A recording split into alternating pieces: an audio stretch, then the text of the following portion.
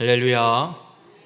오늘 열왕기하 17장 34절 말씀을 함께 봤습니다. 오늘 말씀의 제목을 멸망이 아닌 구속사로라고 정했습니다. 오늘 그 열왕기하 17장 24절부터 41절 끝절까지는 앞에 전반부에서 북이스라엘이 아수르에 의해 멸망된 역사가 기록되어 있고, 그리고 24절부터 41절까지는 그 멸망 이후에 북이스라엘의 수도였던 사마리아에 펼쳐진 사건이 오늘 본문에 기록되어 있습니다. 우상 숭배 때문에 그걸 버리지 않고 끝까지 말씀을 거역하면서 멸망을 향해 갔던 이 북이스라엘, 그리고 그 사마리아 성읍에 하나님께서 이루시는 일이 분명히 있었는데 그것을 버리고 결국은 멸망의 길을 걸어갔던 이들의 모습이 본문에 기록되어 있습니다. 바라기는 오늘 말씀을 통해서 우리 모든 성도님들이 멸망을 향해 걸어가는 자가 되지 마시고 하나님의 구속사, 하나님의 이 구원 계획을 이루는 일에 끝까지 쓰임받는 귀한 축복의 삶을 살아가는 우리 모든 성도님들이 되시길 주님의 이름으로 축원합니다. 이 아수르라는 제국이 일어나서 북이스라엘, 아람을 공격해서 정복하고, 그리고 그 아래에 있는 북이스라엘도 이제 정복을 다 했습니다. 그래서 북이스라엘의 수도인 사마리아에 있는 성읍, 이 사마리아 성읍에 살고 있던 이스라엘, 북이스라엘 민족들의 사람들을 대거 포로로 잡아다가 자신들이 지금까지 정복해왔던 다른 나라, 다른 성읍들에 갖다가 쫙 갖다 펼쳐버립니다. 강제로 포로로 끌고 가서 이주를 시키는 겁니다. 그리고 나서 아수르의 왕이 바뀌고, 그리고 이 바뀐 왕이 다시 북이스라엘 사마리아 성읍을 찾아옵니다. 왜 자꾸 아수르가 북이스라엘을 자꾸 오냐면, 지난주에도 말씀을 드렸지만 아수르 제국은 지금 이집트를 정복하고, 그리고 이제 아프리카 대륙을 정복하고자 하는 꿈과 계획이 있기 때문에 이집트를 빨리 잡으러 가야 되는 거예요. 그러다 보니 계속 이 길목에 있는 팔레스타인 지역, 이 가나안 땅에 있는 나라들을 아수르가 계속 오는 것이고, 거기에 북이스라엘이 교도부처럼 지금 계속 밟히고 있는 중입니다. 그렇게 아수르의 왕이 바뀌고 나서 다시 이제 남쪽을 정복하기 위해 사마리아 성읍으로 이 아수르에 바뀐 왕이 찾아와서 어떤 일을 하냐면, 북이스라엘 사람들을 잡아다가 대거 다른 지역으로 이주를 시켰고, 그러면 그 성읍에 그 수많이 살던 사람들을 잡아다 딴 지역으로 이주시켰으니 성읍이 비었을 거 아니에요. 뭐 남아있는 사람도 있겠지만 그전처럼 사람들이 많지 않을 거예요. 그래서 어떤 일을 하냐면, 아수르 왕이 읽지는 않았지만 24절, 열왕기하 17장 24절에 아수르 왕이 바벨론과 구다와 아와와 하맛과 스발와임에서 사람을 옮겨다가 이스라엘 자손을 대신하여 사마리아 여러 성읍에 두매 그들이 사마리아를 차지하고 그 여러 성읍에 거주하니라. 사마리아를 정복한 왕은 사마리아 살던 사람들을 잡아다가 다른 성읍, 다른 나라로 다 이주시켰고, 새로 된 왕은 이제 무슨 일을 하냐면 반대로 자신들이 정복했던 다른 성읍에 있는 사람들을 강제로 사마리아로 이주시켜서 그 땅에서 살게 만드는 일을 하고 있습니다. 그러니까 아수르 왕은 어떤 일을 하냐면 그 나라의 민족성을 살려두는 게 아니에요. 내가 정복한 나라의 민족성을 철저하게 다 박살내버리는 거예요. 왜냐하면 독립할 수 있으니까, 독립운동을 할 수 있으니까. 일본이 과거 일제시대에 우리 조선을 침략하고 행했던 일들이 수없이 많이 있어요. 이름을 개명시키고, 일본어로 이름을 개명시키고, 한글 못 쓰게 하고, 뭐 전기를 막겠다고 명당 산자락마다 막 말뚝을 갖다 새말뚝을 갖다 박고 별놈의 짓을 다 했습니다. 무슨 짓을 한 거냐면 이 조선의 민족성을 없애기 위해서, 눌러버리고 없애서 독립하기 위한 운동을 못하게 하려고, 그러니까 끝까지 일본에 종속된 민족으로 만들기 위한 작업을 일제시대에 한 거예요. 그것처럼 아수르 제국도 자신들이 정복한 나라들이, 그 민족들이 자신들이 아수르를 대항하지 못하게 하기 위해서 민족성 말살을 시키기 위한 일들을 하는 거예요. 가장 쉬운 방법은 강제 이주시켜서 다 섞어버리는 거예요. 그 일을 오늘 사마리아에 와서 아수르 왕이 지금 행하고 있는 거예요. 그렇게 아수르 왕이 다른 민족의 사람들을 사마리아 성읍에 데리고 와서 강제 이주시켜서 지금 살게 만들었는데, 어떤 일이 일어나냐면 열왕기하 17장 25절에 재밌는 일이 하나 벌어집니다. 그들이 처음으로 거기 거주할 때, 24절에 이야기하고 있는 바벨론 구다 아와 하마 스발와임에서 잡혀서 사마리아로 강제 이주된 사람들이 처음으로 이제 사마리아에 와서 거주하고 살기 시작할 때에 여호와를 경외하지 아니하므로 여호와께서 사자들을 그들 가운데 보내심에 몇 사람을 죽인지라. 아니, 하나님이 아수르 제국을 들어서 북이스라엘 멸망시킬 때는 언제시고, 아수르 제국 왕이 민족성을 말살시키기 위해서 혼혈을 일으키고 혼합을 일으키기 위해서 다른 지역, 다른 민족들을 데려다가 사마리아에 데려다가 살게 하는 걸 보시더니 하나님이 이것들이 나를 경외 안 해? 그러고서 사자들을 보내서 몇 사람 죽였다는 거예요. 도무지 이해가 안 되는 사건이에요. 그러면 내쫓지 말지, 북이스라엘을 멸망시키지 마시지, 왜 하나님은 이거를 멸망시켜 놓고 그 제국이 그렇게 정책을 써서 하고 하는 이 일에 왜 이런 일을 만드실까? 근데 더 재밌는 건 이 사건이 일어나자 아수르 왕이 깜짝 놀래요. 그래서 아수르 왕이 무슨 일을 하냐면, 어떤 일을 하냐면, 그 이스라엘 사람들 중에, 북이스라엘 사람들 중에 제사장직을 감당했던 사람들을 소소문해서 찾기 시작합니다. 포로로 잡아다 다 흩어놨잖아요. 흩어놓은 사람들 중에 어디에 그 제사장직을 했던 놈 있는지 없는지 빨랑 찾아오라고. 그래서 그 한 사람을 찾아다가 사마리아로 보내서 가르치게 해요. 야, 니네 신 어떻게 섬겨야 되는지 사마리아에 가서 가르쳐. 상당히 재밌는 상황이 지금 펼쳐지고 있는 거예요.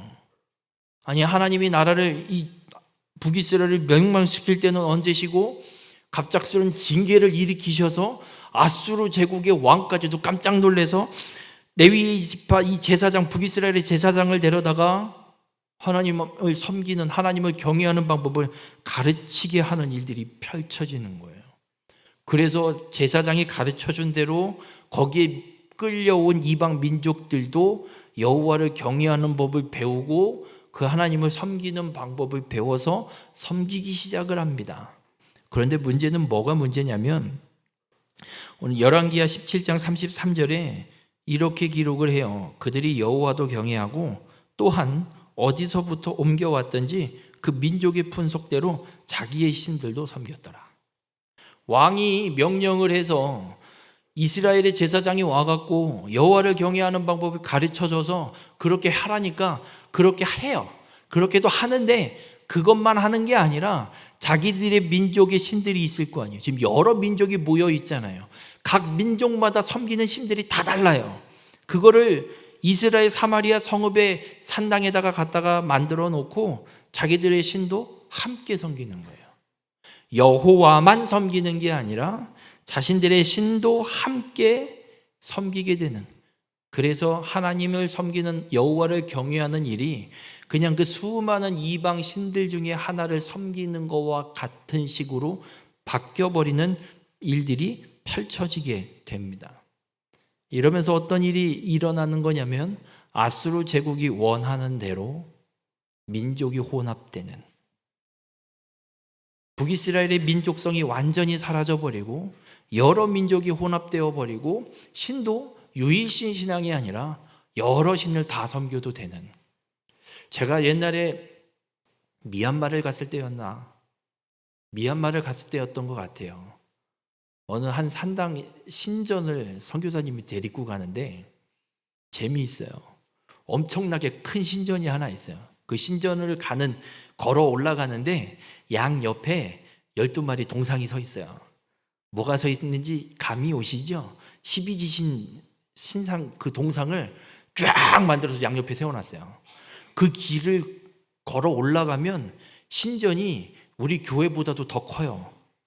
훨씬 커요. 그 큰 신전에 단이 한 수십 단이 쌓여 있어요. 참 칸칸칸칸. 그리고 거기에 조그마한 신상을 쫙 다 나열해놨어요. 그게 뭐냐면 신상을 만들어 놓은 거예요. 자기들이 섬기는 신. 근데 거기에 빈칸이 하나 있어요. 그게 뭔 줄 아세요? 여기에 우리가 알지 못해서 못 올려놓은 신의 자리, 신상 하나, 그 빈자리. 진짜 수백 개가 있어요, 거기에. 그런데도 한 자리 비워놓고 있어요. 이 수백 개인데 혹시라도 빼먹은 신이 있으면 이 자리가 당신 자리니까 일로 오십시오. 이거예요.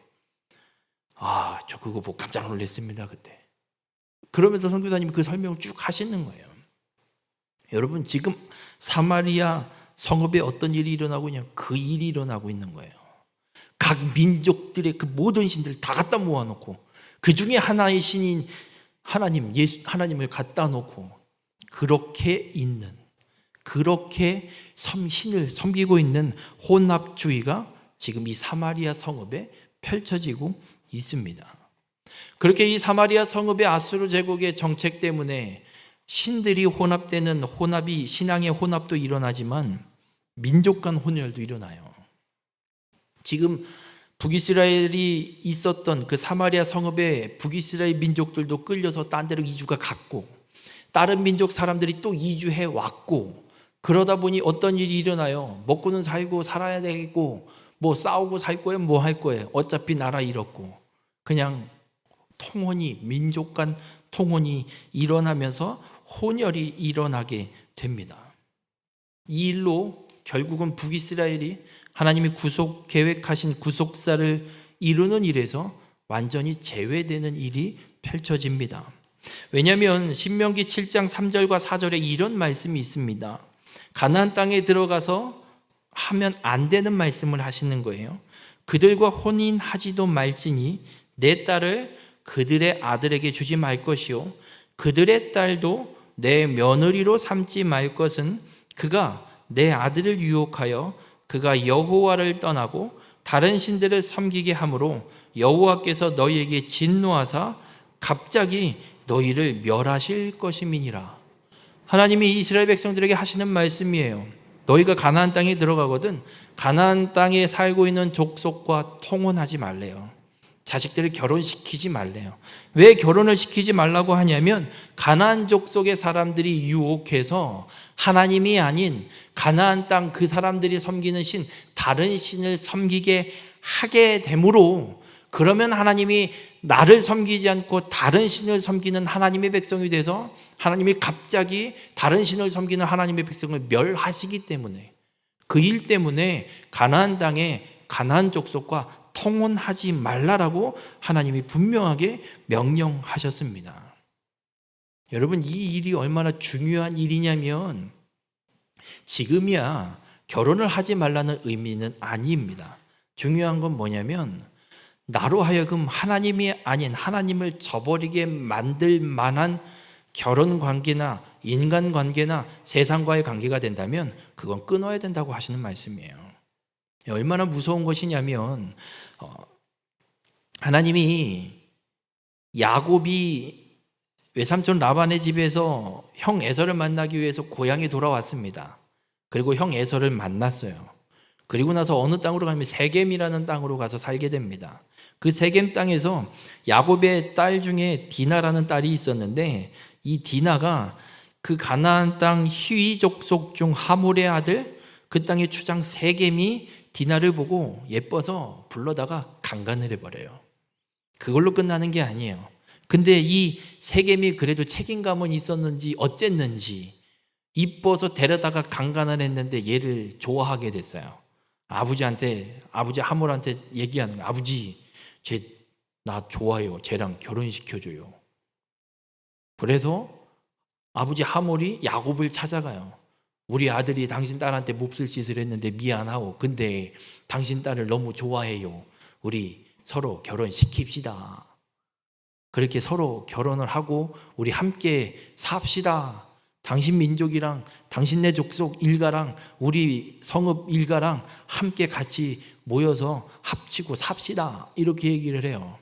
근데 그 아들들, 야곱의 12아들들이 이런 이야기를 해요. 어떻게 저런 이방인들, 가증스러운 것들과 우리가 통혼합니까? 할례받지 않은 것들과 우리는 결혼할 수 없습니다. 얘기를 하니까 하몰이 아들 세겜을 이 원을 풀어주기 위해서 그래요? 우리가 뭘 해야 되는데 얘기해봐. 다 할게. 할례를 받으시오. 그러면 결혼을 하든지 말든지 그때 가서 생각해 봅시다. 그래요? 알았어요. 그러고 돌아가서 세겜 성읍에 있는 남자들을 다 할례를 시켜요.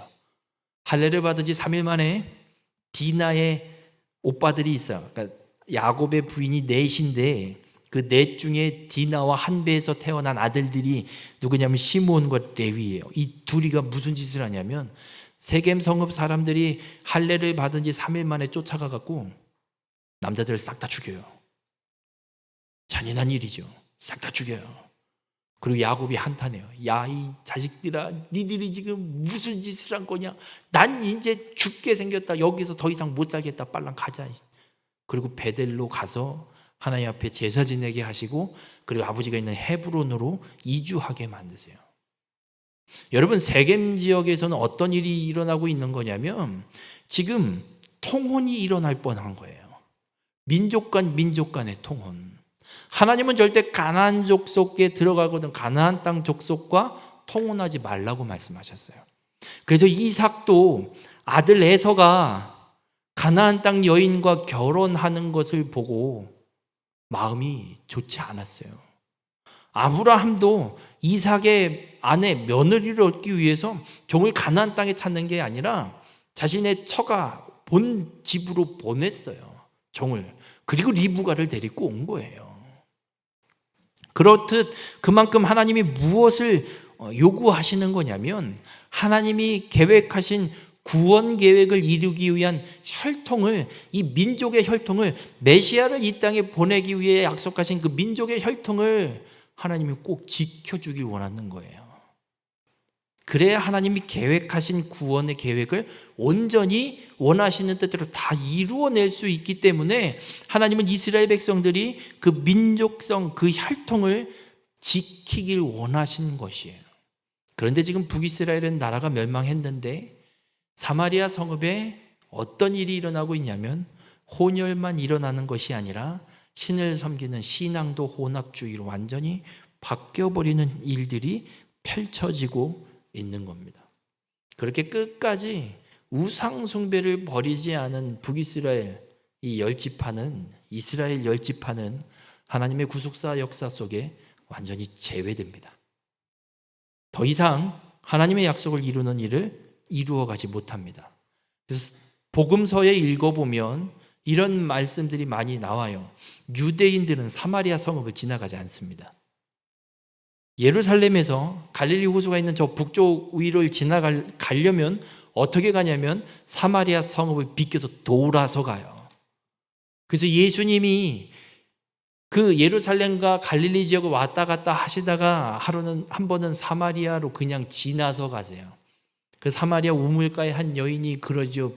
예수님이 물 떠달라고 하니까 당신은 왜 나한테 물 떠달라고 하세요?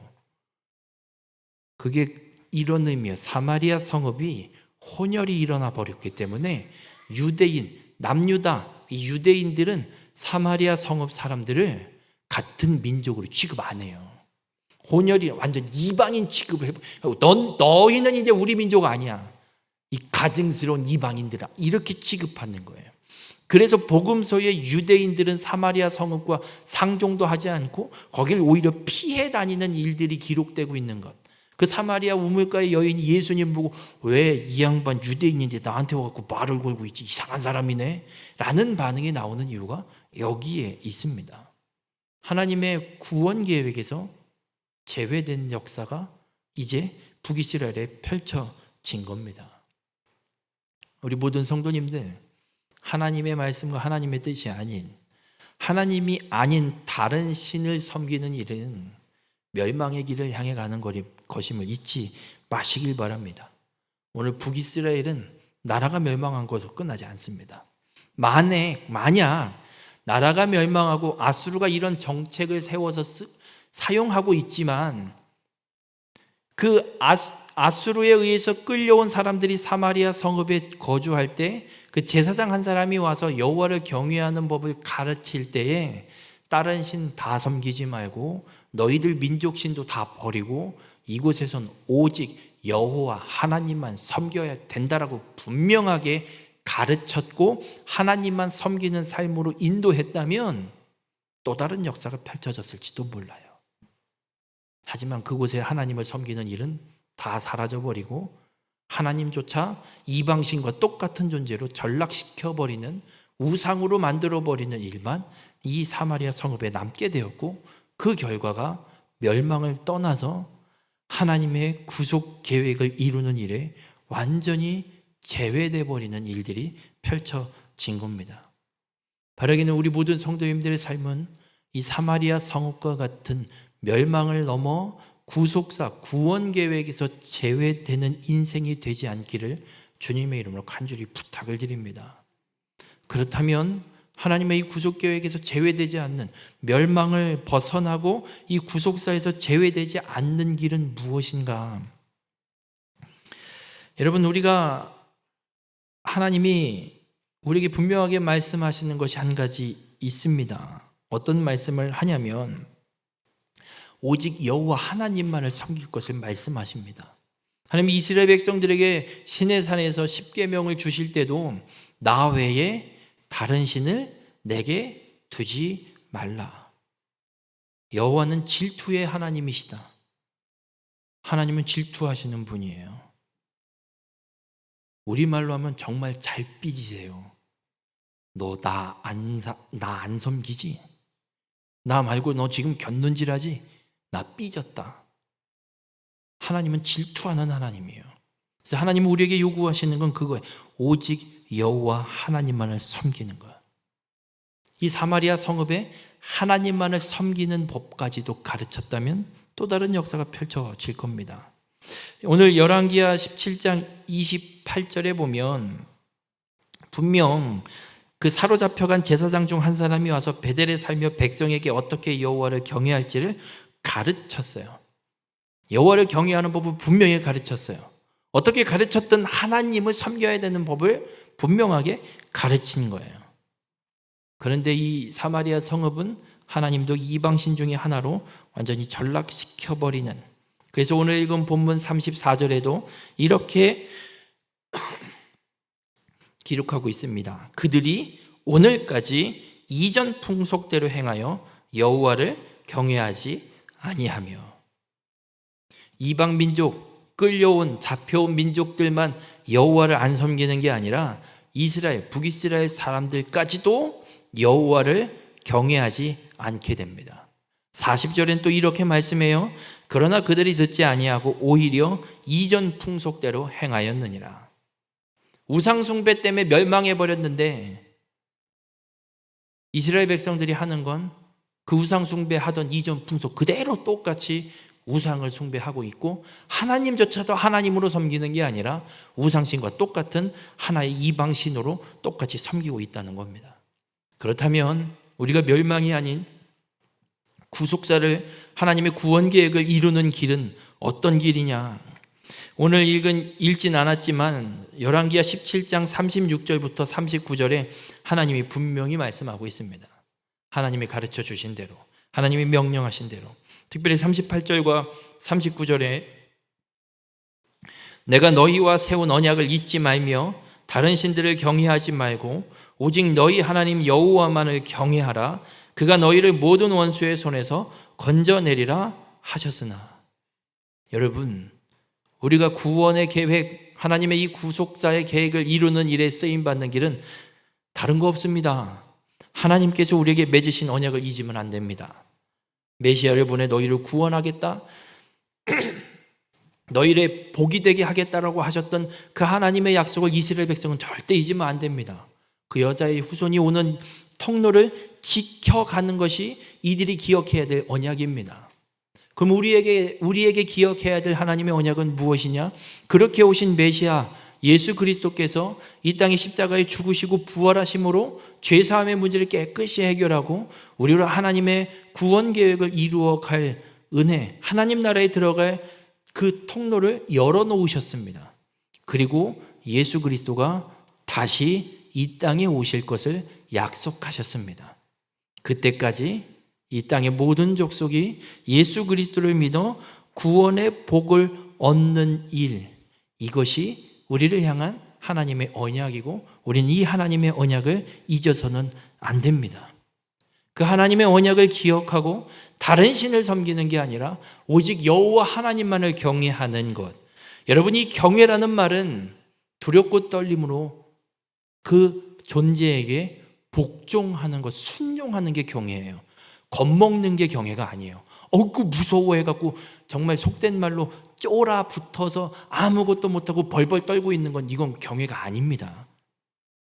정말 그 존재를 존경하고 공경하고 이 존재만이 절대자이기에 그 힘과 그 능력 앞에 철저하게 내가 굴복, 순종, 복종하고 그 말씀대로 온전히 행하는 그 존재의 뜻대로 행하는 삶을 살기를 결단하고 그 뜻대로 행하는 것, 이것이 경외인 거예요.